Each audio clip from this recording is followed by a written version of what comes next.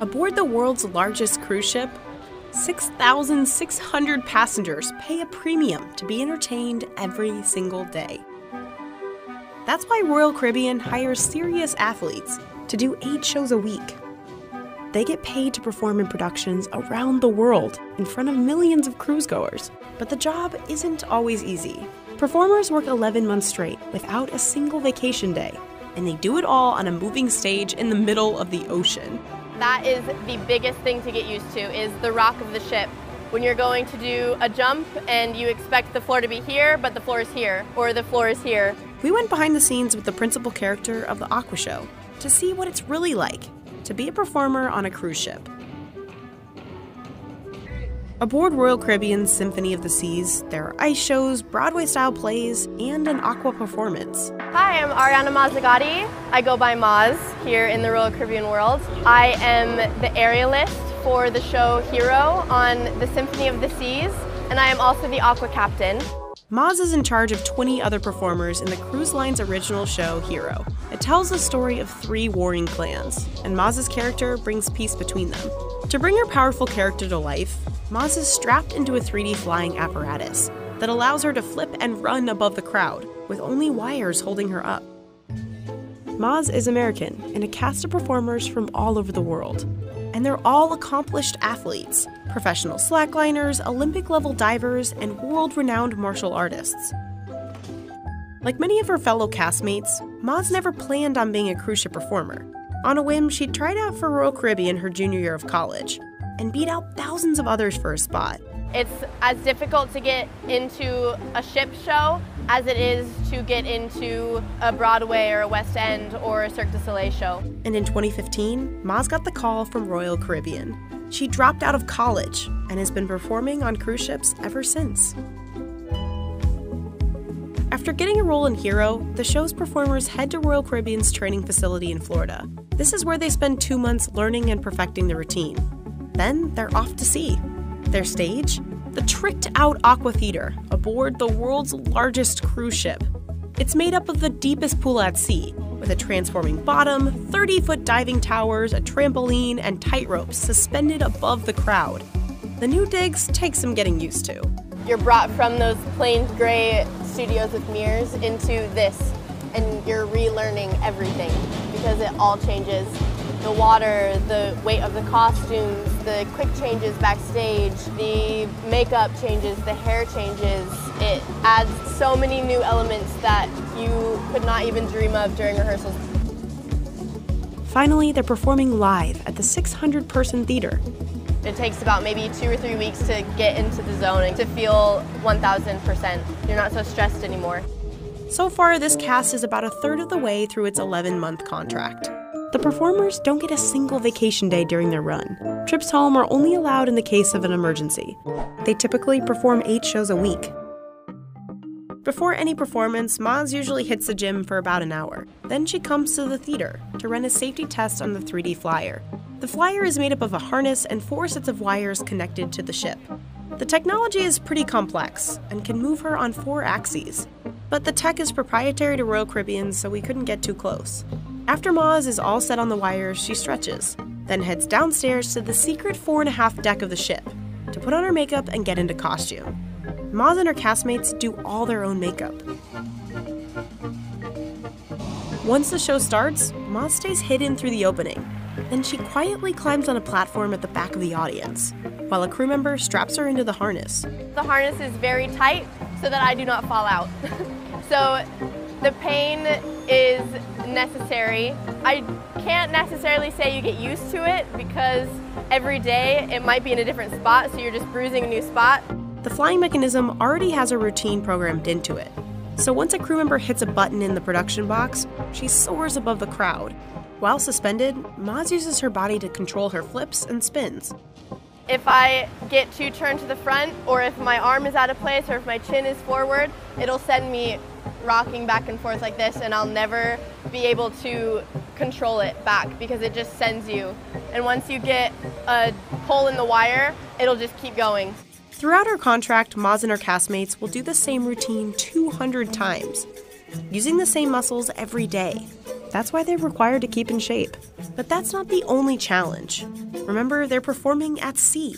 If it's windy, she's blown around. If it's rocking, sometimes the wires will pull harder on one side, so I have to work around and be able to preemptively move my body in a way that if I know a rock is coming, I have to put more on one side than the other so that I can even out myself with the rock. All these things affect other aqua performers too. A bob in the ship could affect the balance of a tightrope walker. If it's rocky, where a diver hits the water could be totally different from where they intended to when they left the platform. If conditions are too bad, say high winds or a rainstorm with lightning, they'll postpone the performance. Every day is an absolute adventure, whether that be a difficult adventure, you're tired, we work a lot, we have safety duties that I don't think a lot of people necessarily even realize. We have so many more duties than just coming out and performing. Now, Royal Caribbean wouldn't share how much performers are paid, but the cruise line did say they get health insurance while they're employed on the ship and free housing on board. Performers live in the crew quarters and the lower decks. We have roommates, so 2 live to a cabin. There are a few who have their own cabin, and then as aqua captain, I get my own cabin. We weren't allowed to see the crew quarters, but we were told that they have their own mess hall, grocery store, and even a dance club. Performers can use the passenger gym, eat at the reservation-only restaurants, and swim in the pools. All things no other crew members are allowed to do. Plus, they get to travel. This contract with Symphony of the Seas sails in the Caribbean, docking in St. Martin, Puerto Rico, St. Thomas, and the Bahamas. But Maz has been to tons of other places on her other 5 contracts, including Brazil, Asia, and the Mediterranean. I will do this until my body physically cannot move. We are paid to dance, or sing, or dive, or ice skate, or synchronized swim, and we are paid to travel at the same time, and that's the best part about it.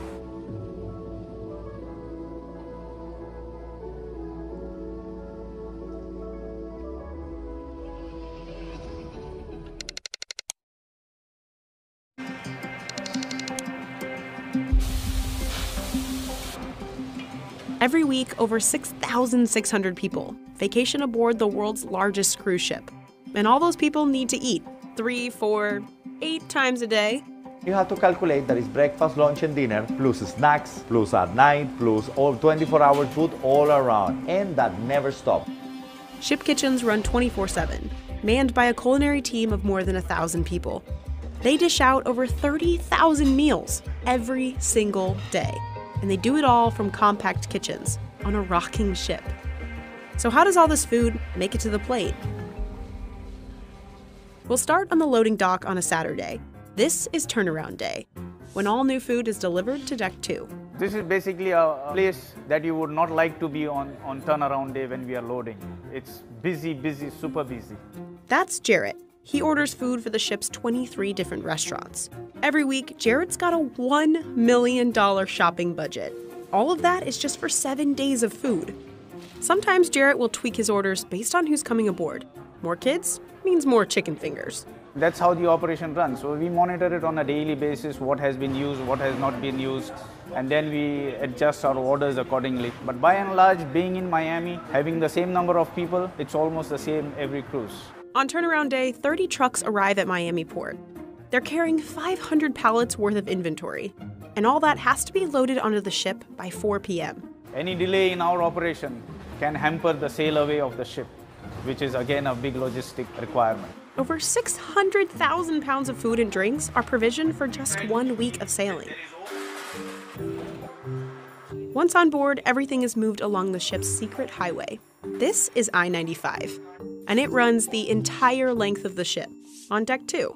We separate all the stores to the different locations that they are supposed to go. We have about 20 different storerooms divided into freezers, fridges, walk-in fridges, and rice stores. Seafood, meat, vegetables, and fruit are all divided and stored in separate fridges. If you come towards the end of the cruise, this box will be almost empty with a few fruits that are needed for 2 more days, which we keep as backup stock.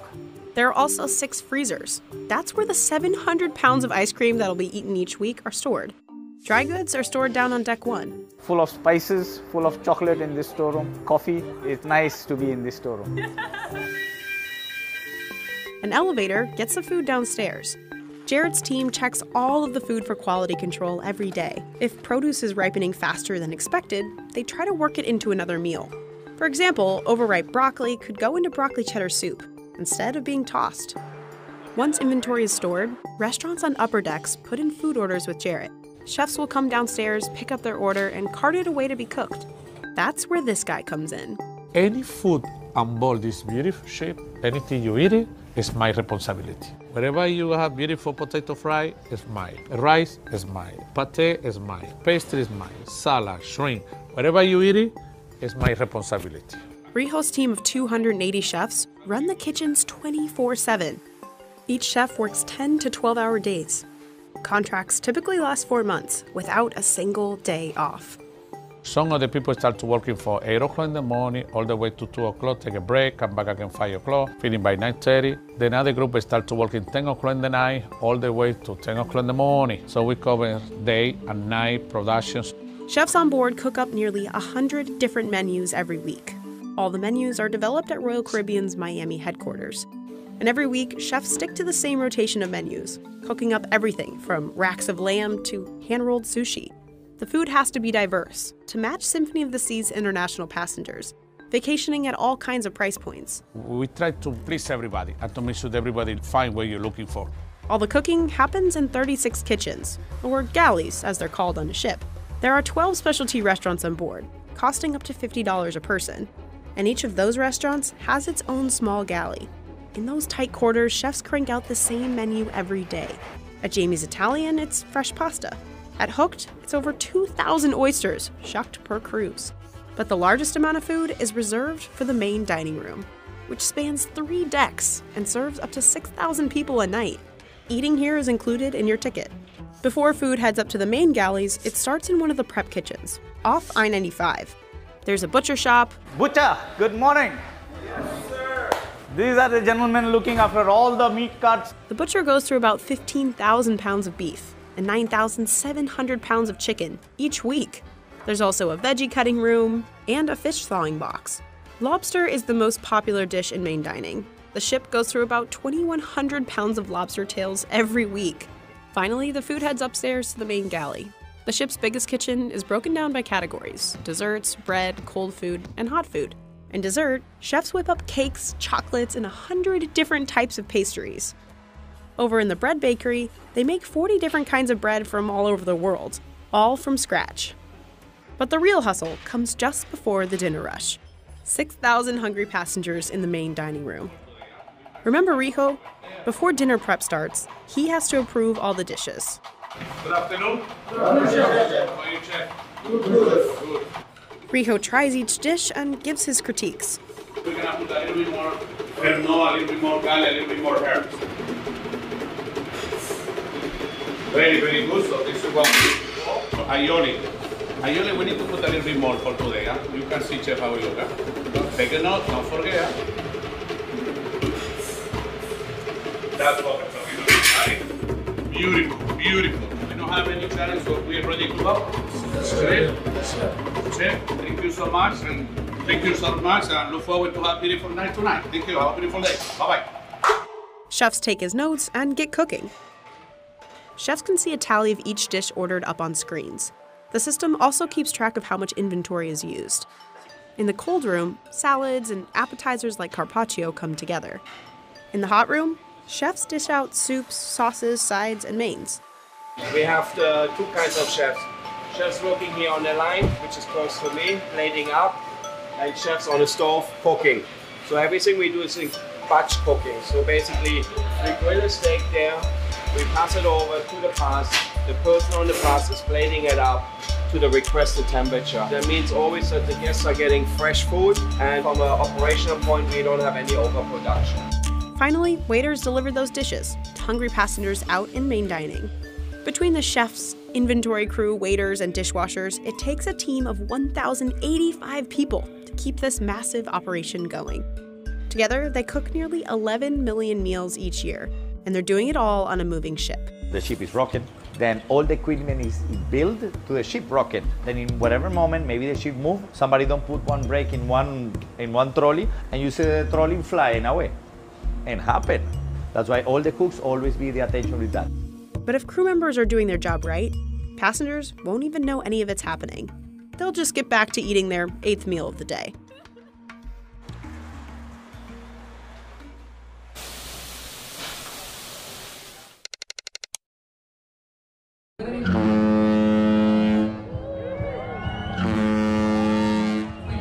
So this afternoon, this party is for you. Are you having a good time? Are you excited? Give me a woo! Well, we have a great cruise ahead of us. It has been a challenging time, but you have done an amazing job this morning. The entertainment department put on the normal sail away party they would have for guests, but they put it on for crew. Such a great time, and that was all for you. So The atmosphere was very good because we believed the ship was healthy, so we didn't have anything to worry about. A party without passengers, it never happened. So it was, you know, everybody was like, it's unbelievable, it's amazing.